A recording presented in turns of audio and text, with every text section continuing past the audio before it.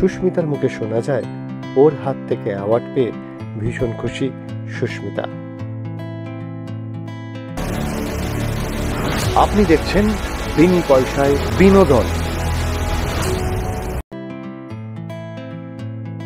Bengal most stylist award শোতে দেখা গেল সাহেব আর সুস্মিতা দুজনকেই,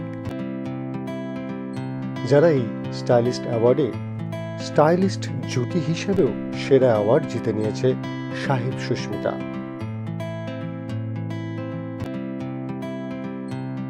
সাহেব এবং সুস্মিতা দুজনেই এই অ্যাওয়ার্ড পেয়ে ভীষণ খুশি।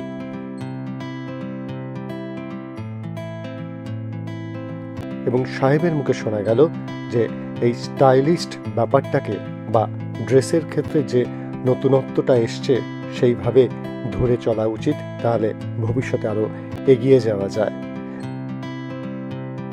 সুস্মিতার মুখে শোনা যায় ওর হাত থেকে অ্যাওয়ার্ড পেয়ে ভীষণ খুশি সুস্মিতা।